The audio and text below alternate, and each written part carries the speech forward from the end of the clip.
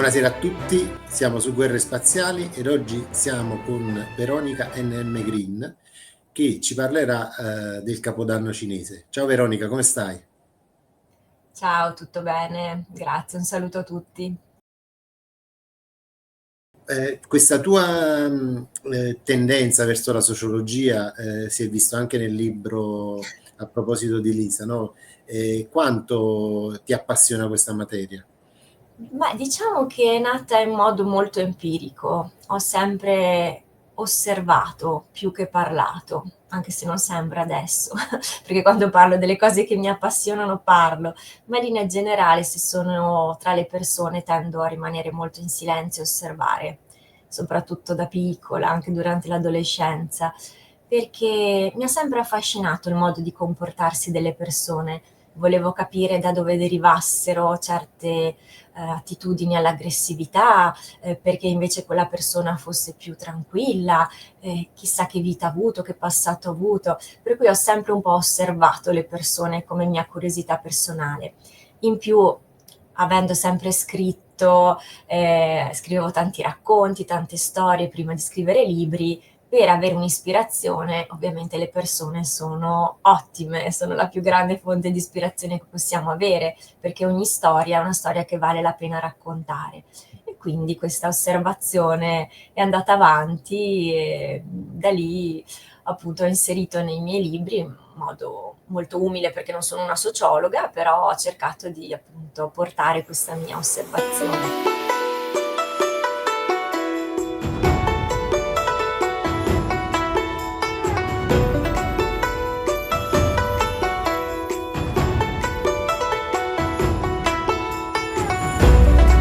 Questo è l'anno del serpente verde o il serpente di legno e quindi molti si chiederanno cosa significa e da dove vengono questi animali, oltretutto mescolati con colori o altri strani fenomeni come il legno. L'anno scorso, ad esempio, avevamo il drago, quest'anno abbiamo il serpente e quindi mi piacerebbe introdurvi un pochino che cos'è il calendario cinese, come funziona e da dove derivano appunto tutti questi animali e poi fare una piccolissima previsione rispetto al 2025 in modo molto umile basandoci proprio su queste informazioni. Se noi infatti vediamo la nostra prima immagine, l'immagine numero uno, vediamo questa figura del serpente verde. Per noi il serpente ha un significato negativo, diciamoci la verità. La maggior parte delle persone non lo vede di buon occhio come animale, però per i cinesi non è così e lo scopriremo man mano. È in realtà visto come un animale molto regale, importante, anche astuto, quindi la sua presenza non è per forza qualcosa di negativo o di cattivo auspicio, anzi. Adesso però cerchiamo di capire perché proprio il serpente e perché deve essere verde, che può risultare un po' strano. Questo è perché il calendario cinese è un calendario lunisolare, cioè si basa sull'osservazione dei movimenti del Sole e della Luna, quindi i movimenti della Terra intorno al Sole e della Luna intorno alla Terra. Come vediamo dall'immagine numero 2, che è stata creata per dare proprio questa visione di questa alternanza tra diverse figure, questo calendario ha solitamente un aspetto circolare e si calcola partendo dal solstizio d'inverno, quindi il 21 del 12, e calcolando la seconda luna nuova rispetto appunto al solstizio d'inverno. E da lì parte il nuovo calendario, il nuovo anno. Quindi un mese è il tempo che abbiamo tra due lune.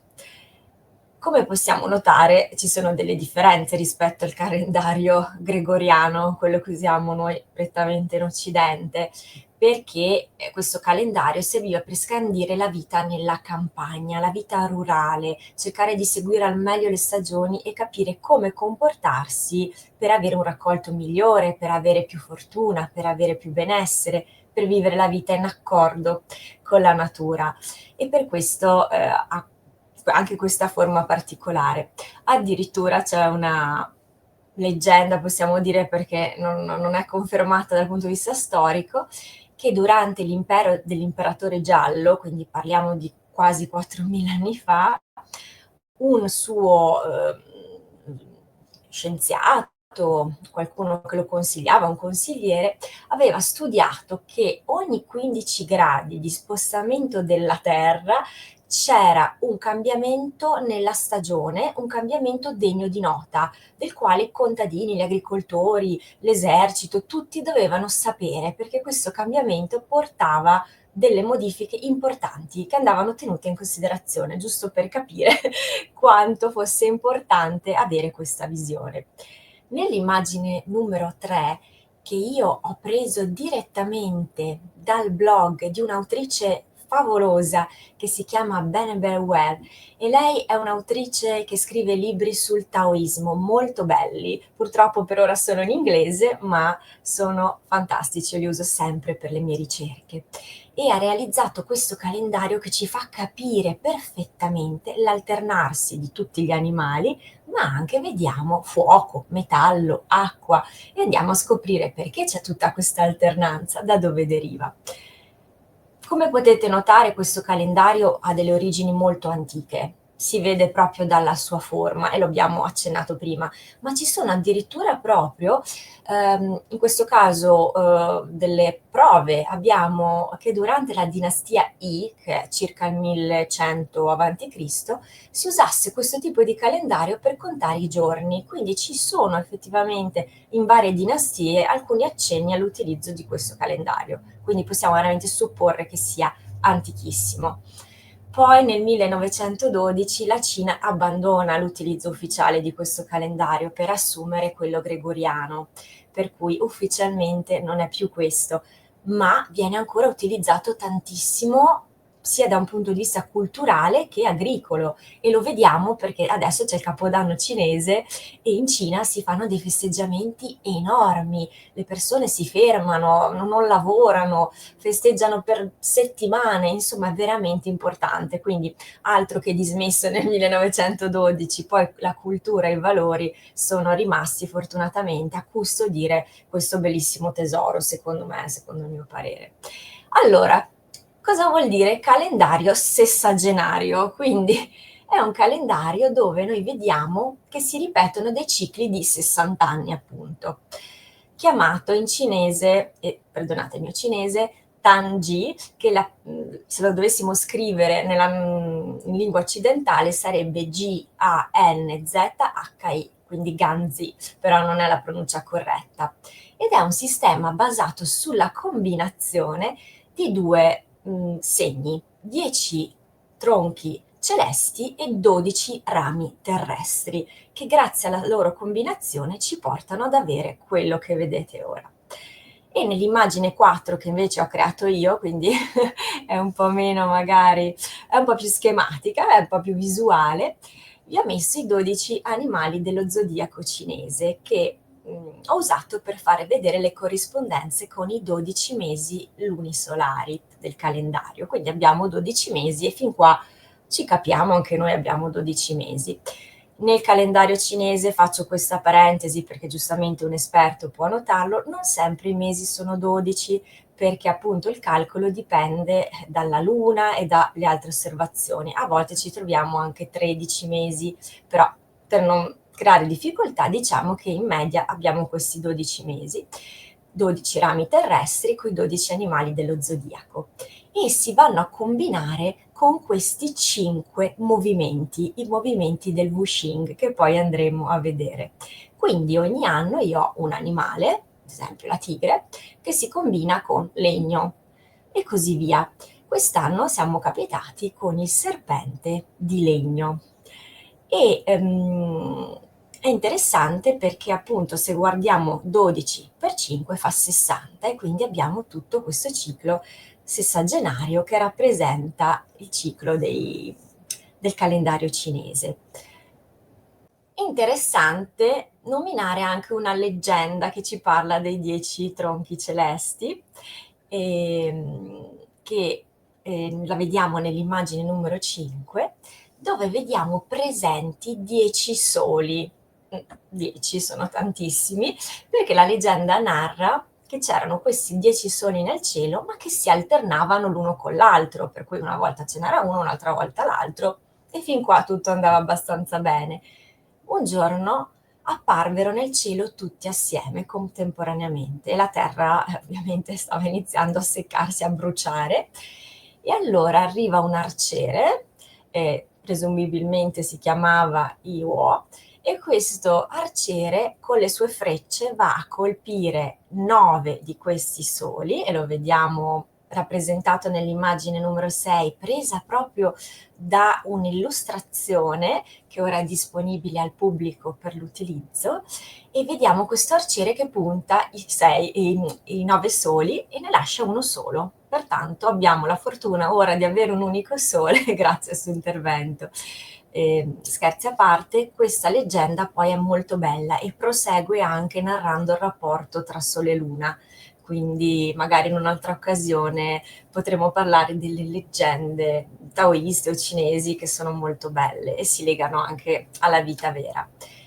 I 12 rami terrestri invece, come dicevamo, corrispondono semplicemente agli animali dello zodiaco, e quindi combinando queste due cose noi abbiamo ogni volta una fase, un animale, e insieme ci danno quel calendario che abbiamo visto prima.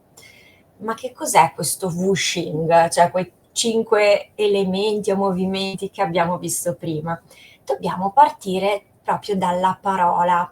Quindi vediamo cosa significa Wuxing nell'immagine numero 7. Questo è un sinogramma cinese, quindi sono i caratteri che si usano in Cina. Vediamo Wu e vediamo Xing. Wu vuol dire 5, parliamo dopo, è un po' meno affascinante, mentre Xing significa, o comunque rappresenta, un passo sinistro e un passo destro. Magari non si vede, ma è così. E quindi rappresenta il movimento che si fa camminando. Noi in Occidente infatti li chiamiamo i 5 elementi, ma sarebbe più corretto chiamare 5 fasi, 5 movimenti, 5 agenti, perché proprio già nella sua parola è contenuto il movimento. Questa parola caratterizza proprio tutti i mutamenti che subiscono gli esseri umani, ma non solo, la natura, gli animali, i movimenti nello spazio, per cui tutto è caratterizzato da questi 5 movimenti. Per questo sarebbe più corretto chiamarli movimento. Quindi è proprio quel periodo regolare che transita per più fasi stabilite, come ad esempio lo scorrere delle stagioni.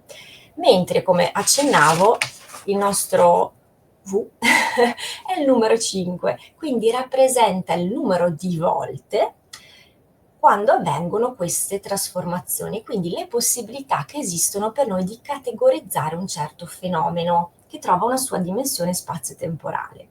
Attenzione, soprattutto per il taoismo, il discorso di categorizzare non vuol dire mettere qualcuno in una casella assoluta, ma darci degli strumenti per parlare e confrontarci. Ad esempio, l'acqua rimane acqua, che io la chiami acqua o Isabella, rimarrà sempre acqua nella sua essenza, ma è chiaro che per parlare e comunicare tra di noi e per confrontarci servono anche delle categorizzazioni. Quindi questo movimento, questo ordine circolare degli elementi ci permette di dare un nome a tutti i fenomeni dell'universo, alle nostre emozioni, a tutto. Infatti adesso andremo a vederlo. Nell'immagine numero 8 noi vediamo i nostri movimenti in movimento, appunto in ciclo. Solitamente vengono rappresentati in questo modo.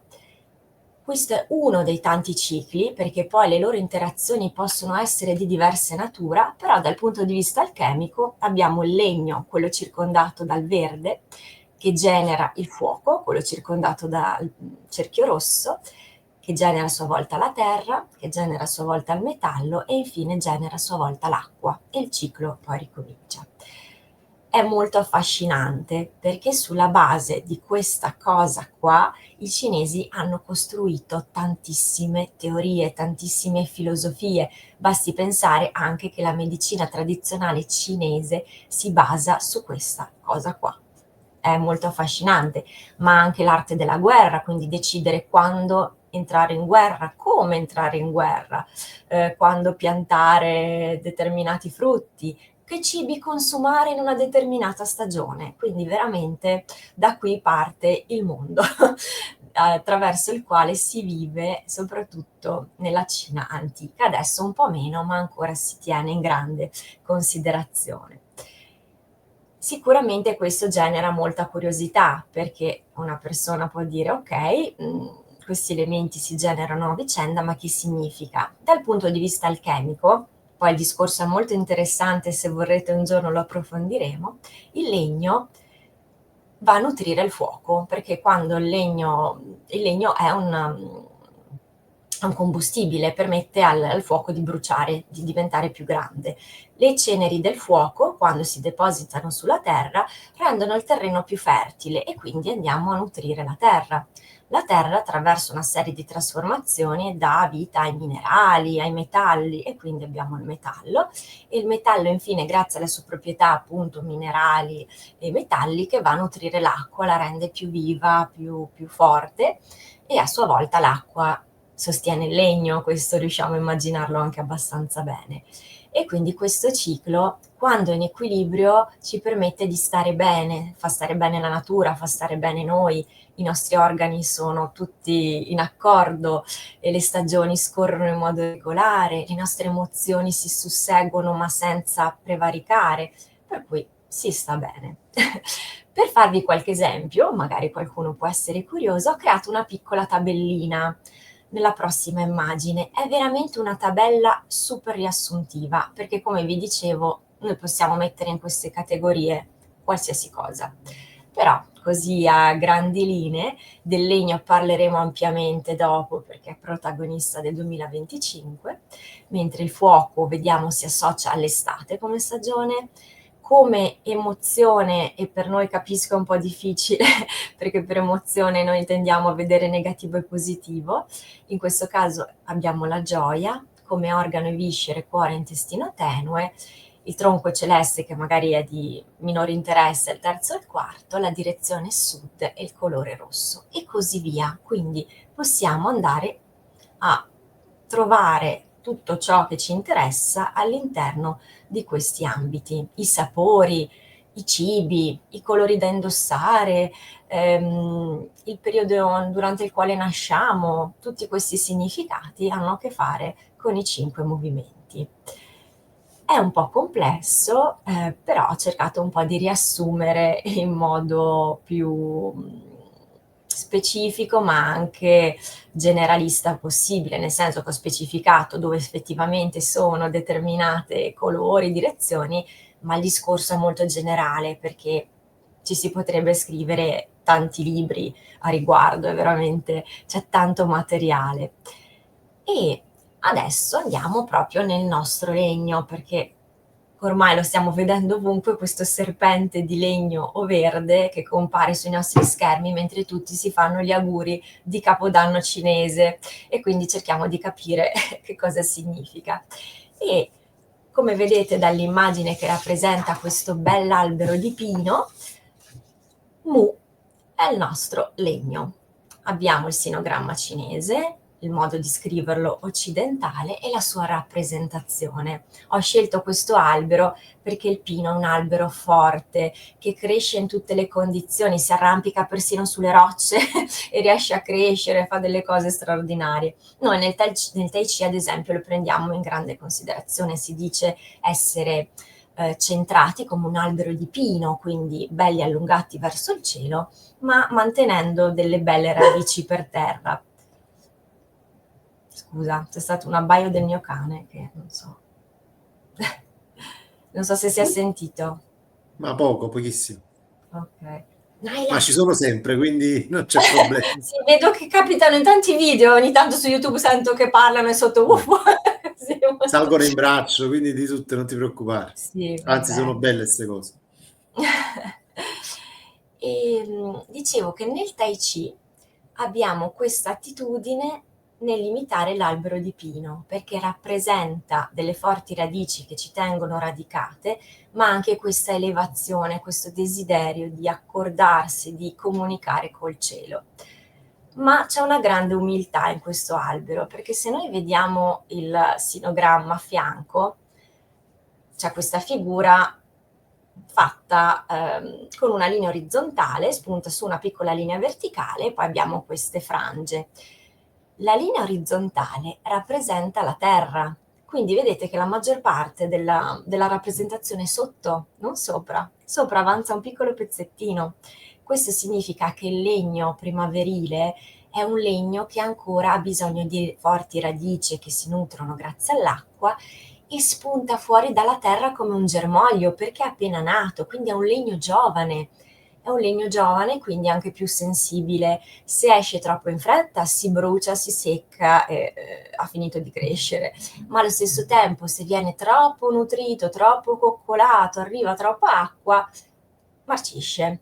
Quindi è un momento molto delicato della nostra vita, della vita delle piante. La primavera, la germogliazione è proprio il potenziale massimo di forza e vitalità, di slancio, di desiderio di crescere ed esplorare, ma va comunque posta qualche attenzione. Il legno infatti è associato all'est, al sole nascente, all'alba, proprio a quella promessa del nuovo giorno che arriva. Ed è incoraggiante che quest'anno sia un anno di legno. Speriamo che questi sentimenti vengano portati avanti durante l'anno. È un movimento di grande vitalità, quindi stimola, richiede di muoversi, di togliersi da situazioni stagnanti, richiede cambiamento. Per cui rimanere secchi, impalati, diciamo che non è il massimo per invece un albero che vuole muoversi. Figuriamoci se ci mettiamo in relazione pure al serpente che rappresenta altrettanto movimento. Non è un anno per i pigri, diciamo che ci sarà da muoversi, perlomeno così ci dicono le caratteristiche del legno.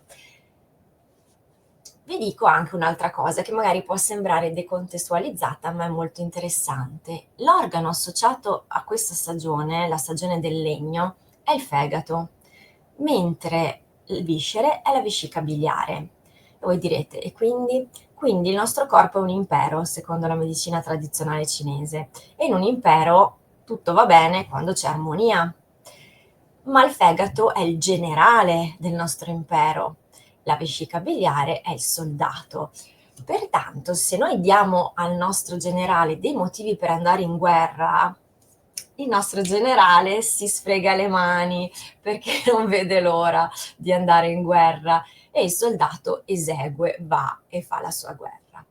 Quindi quando un legno è in equilibrio e essendo l'anno di legno coinvolge tutti noi, userà il suo coraggio al pari della sua rabbia, cioè si darà una spinta di coraggio per fare qualcosa come se fosse una rabbia che lo muove, una rabbia positiva, perché se voi pensate quando si andava in battaglia e si urlava per caricarsi, non era un urlo solo di rabbia, ma anche di coraggio, ci si faceva forza. Spesso lo vediamo anche nelle attività sportive, la gente che lancia un urlo prima di fare qualcosa, è proprio per darsi coraggio.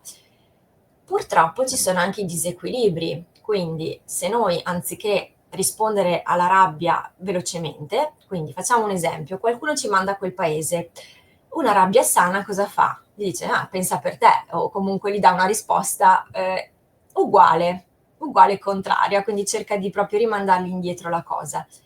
Quando il nostro corpo è in disequilibrio, invece noi tratteniamo, ci teniamo dentro quella cosa, continuiamo tutto il giorno a pensarci, magari per mesi, ci viene la frustrazione, iniziamo a stare male e quindi ci mangiamo dall'interno. L'altra reazione potrebbe essere invece quella che quando noi ci arrabbiamo troppo, ma non riusciamo a manifestarlo, diventiamo collerici, quindi ce la prendiamo con tutti, iniziamo a urlare a tutti, rabbia cieca, diventa una furia, siamo proprio cattivi. Pensate quindi quanto è importante tenere in equilibrio questo legno. Noi chiaramente possiamo pensare solo a noi stessi, possiamo cercare di stare noi in equilibrio, non possiamo chiedere al resto del mondo di trovare questa cosa, però se ognuno di noi cerca il suo equilibrio dentro di sé, poi a cascata porta questa armonia anche nel mondo, per cui quando si dice sì, ma io cosa posso fare se il mondo va a rotoli, è lo stesso, in realtà no, se ci prendiamo cura di noi stessi un piccolo contributo lo diamo. Quindi soprattutto in questo anno di legno stiamo attenti a come gestiamo la nostra rabbia, perché potrebbe essere un po' più sollecitata, e anche dal punto di vista della salute stiamo attenti al nostro fegato, vogliamogli bene a questo nostro fegato. Oltretutto il legno ha un'altra caratteristica, che per non spezzarsi deve essere morbido e flessibile. Infatti quando noi siamo flessibili nella vita, anche se arriva un forte vento, una tempesta, ci muoviamo un po', non siamo proprio felici, però riusciamo a resistere. Quando invece ci incaponiamo, diventiamo proprio duri sulle nostre posizioni, a volte ci spezziamo. Altrettanto, se siamo troppo scioglievoli, in qualche modo non riusciamo a resistere a questo vento. Questo significa che è necessario mantenere una certa flessibilità per essere in accordo al proprio legno. Ora che abbiamo più o meno coperto il nostro Wuxing e abbiamo capito meglio il nostro legno, passiamo ai fantastici animali dello zodiaco, che sembra quasi il titolo di un nuovo telefilm, ma sono i nostri animali. Questa è una rappresentazione più antica, dove vediamo appunto gli animali in circolo con queste bellissime poi figure che li rappresentano, e anche il bagua, quindi gli 8 trigrammi. Io invece, come sempre, ho creato una visione un po' più schematica, proprio per darvi modo di riuscire a visualizzarli più chiaramente, quindi su uno sfondo bianco. E come vedete i nostri 12 animali sono il topo, il bue, la tigre, la lepre, il drago, il serpente, il cavallo, la pecora, la scimmia, il gallo, il cane e il cinghiale. Tra l'altro c'è una leggenda divertentissima, possiamo dire, sul nostro serpente, perché la leggenda narra che per decidere questo ordine c'è stata una gara, e durante questa gara tutti gli animali corrono per arrivare per primi. Ci sono diversi tipi di terreno. A un certo punto c'è un rigolo d'acqua, un fiumiciattolo, e il serpente inizia a preoccuparsi perché lui non è un gran nuotatore. Allora cosa fa? Vede che sta arrivando il cavallo, gli salta sopra, senza chiedere ovviamente. Il cavallo attraversa il fiume, arriva non vicino al traguardo, il serpente salta giù e arriva prima del cavallo. E questo ci fa capire già un po' la natura di questo serpente, che non è che sia cattivo, è astuto, diciamo che si è un po' approfittato della situazione, usando i suoi punti di forza, che sono l'essere leggero e molto scaltro, per invece usare la forza del cavallo, che è più grande, più forte, è più visibile. Comunque, al di là di questa leggenda, è un animale dalla grande profondità, conoscenza e saggezza, un animale anche elegante, regale. La sua natura infatti simboleggia il rinnovamento, perché il serpente cambia la sua pelle, anche un po' di mistero per il suo modo di fare, e la furbizia, come ci ha detto la leggenda. È legato al femminile, spesso viene appunto messo un po' più nel lato yin della faccenda, perché è misterioso, è un po' oscuro, tende anche a nascondersi nella terra, tra le piante, e uscire un po' a sorpresa. Ha questo modo di fare molto sinuoso, tende un po' a ipnotizzare coi suoi movimenti, quindi è stato associato al femminile, vabbè, prendiamola così. Quindi vedete già che per i cinesi non è un animale negativo, vale come tutti gli altri. È sicuramente un simbolo di rinascita e di fortuna, e anche di evoluzione spirituale, perché ogni volta che c'è questo cambiamento, questo cambio di pelle, comunque si deve ritrovare la propria essenza, che è la cosa che resta. Può cambiare la pelle, ma l'essenza rimane, quindi è molto utile come metafora per la crescita personale. E questa è stata un po' la visione folcloristica, storica, filosofica del nostro Capodanno cinese. Non sono qui a fare previsioni perché non è il mio lavoro, però sulla base dei dati che abbiamo raccolto finora possiamo fare delle ipotesi su cosa ci aspetta nel 2025, che per noi è già iniziato, ma per i cinesi oggi ufficialmente inizia con grandi festeggiamenti.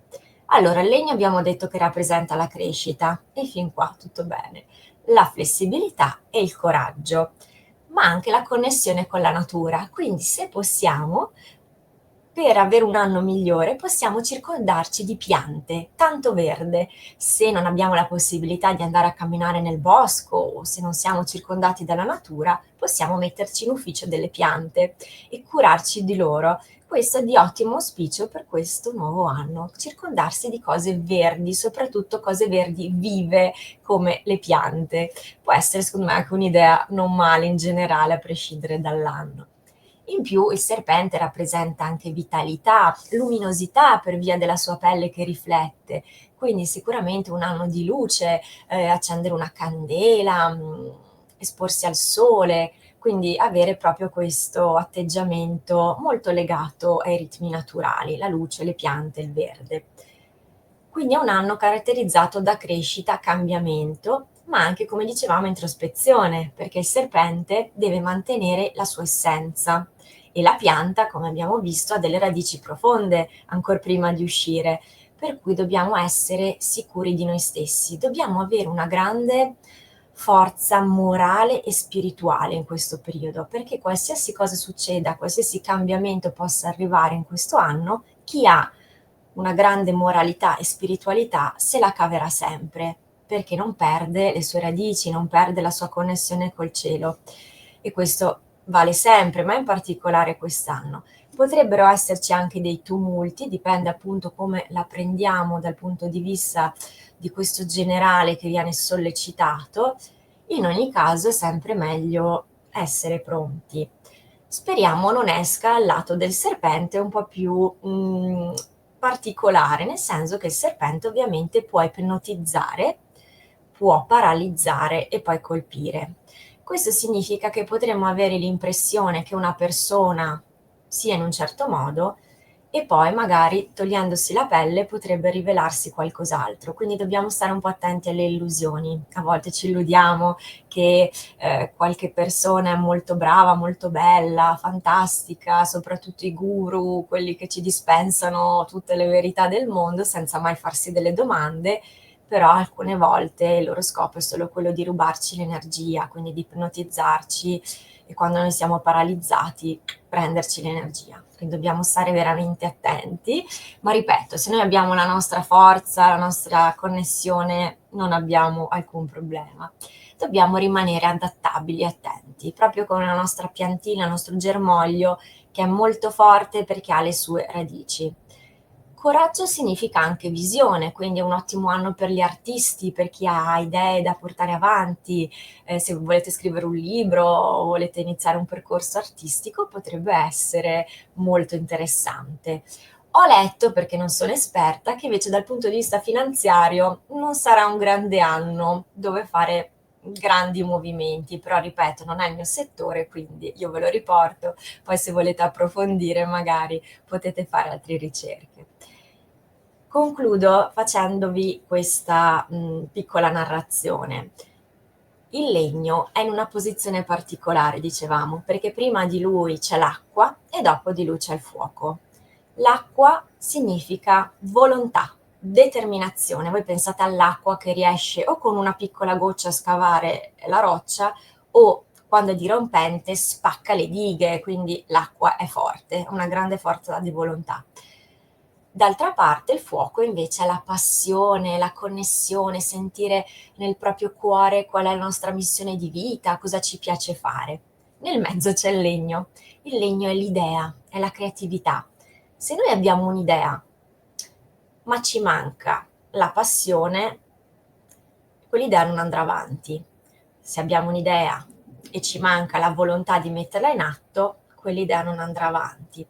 Quindi, rimanendo sempre connessi con noi stessi, dobbiamo avere una grande, di nuovo, connessione e forza per avere la determinazione di portare avanti questi progetti per il 2025, ma d'altra parte metterci sempre il cuore onesto, il cuore senza ego, quindi quello che si emoziona facendo le cose che ama. Se noi ci muoviamo in questo modo, il nostro 2025 penso che sarà sicuramente un anno che vale la pena di vivere, quindi con equilibrio, gioia, e vi lascio con un'immagine del serpente verde del Capodanno cinese, che è l'ultima che chiude il nostro percorso, a noi può risultare come un serpente pauroso, però poverino se sorride cosa deve fare?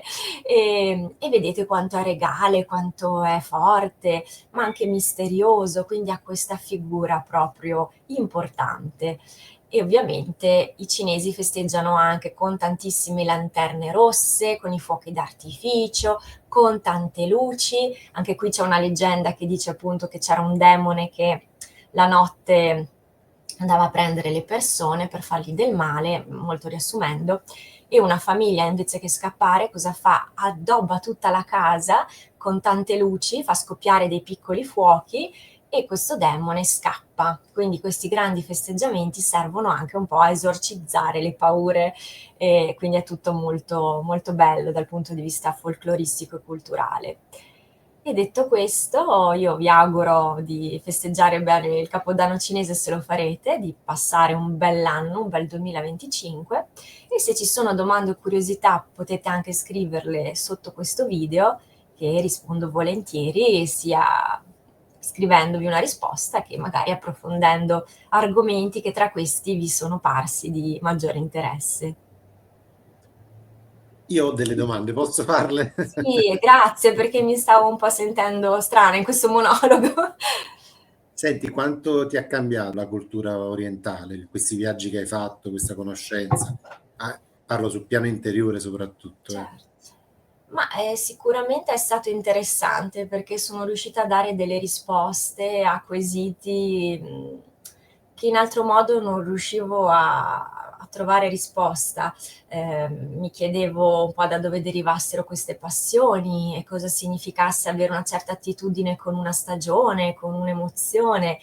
E poi mi ha aiutato sicuramente l'approccio con la medicina tradizionale cinese, che ha sicuramente cambiato la mia vita, perché mi ha veramente aiutato a superare un periodo, dal punto di vista della salute molto difficile, e quindi mi sono legata molto. Volevo capire cosa c'era alla base, come faceva l'agopuntore a sapere dove mettere gli aghi, perché li metteva in quel modo, ma perché si interessava anche delle mie emozioni. È stata la prima persona che mi ha chiesto veramente come mi sentivo, come stessi, quello che mangiavo, mi guardava gli occhi, mi guardava la lingua, guardava i colori che indossavo, e ho detto no, è troppo interessante, quindi io voglio capire, e da lì si è aperto un mondo bellissimo. Infatti la medicina olistica è molto importante ed è molto oscurata perché comunque poi andrebbe contro un sistema di case farmaceutiche, eccetera. Invece la loro non è curare noi stessi, la loro intenzione, ma è soltanto, tra virgolette, alleviare i sintomi e poi rimanere ammalati, insomma. Senti, hai avuto un po' di riscontri sul tuo libro, è piaciuto molto, è scritto benissimo a proposito di Lisa, quindi volevo riportarti questo feedback che ho avuto. E spero che veramente poi assieme, anche tu da sola, possiamo fare un lavoro per promuovere insomma, questo libro, perché poi è un libro che narra di un viaggio interiore, come le cose che poi ci porti sia nella rubrica Taoismo e Libri, quindi mi farebbe piacere poterlo promuovere sempre di più questo libro, perché poi è scritto bene e arriva a toccare i livelli profondi e interessanti. Una ragazza, la sua nuova città, tante emozioni e un unico obiettivo: crescere per ritrovarsi. Ambientato a Trento, a proposito di Lisa descrive le contraddizioni di un luogo all'apparenza perfetto, caratterizzato dalle sue montagne, sagome austere e spigolose che abbracciano le fragilità più nascoste dei suoi abitanti. Lisa, la protagonista del romanzo, è una ragazza laziale che si trasferisce in Trentino per motivi di studio e che, grazie all'incontro con la famiglia Zeni, sarà costretta a confrontarsi con un passato che credeva ormai superato e dimenticato. Abbiamo già parlato di un calendario, è stata nella prima puntata di Guerre Spaziali ed era quella lì, era relativo al calendario Maya. E c'era Lorena Caramanico, insomma è stata una puntata molto interessante e anche i Maya in effetti avevano più o meno orientato i loro calendari relativamente a questioni lunari, 13 mesi, insomma tutta una serie di cose. Invece noi andiamo verso un tipo di società che è molto orientata sul materialismo. Cosa pensi? Sì, sicuramente, sicuramente a volte ci dimentichiamo anche dell'importanza del tempo che passa e del significato che ha.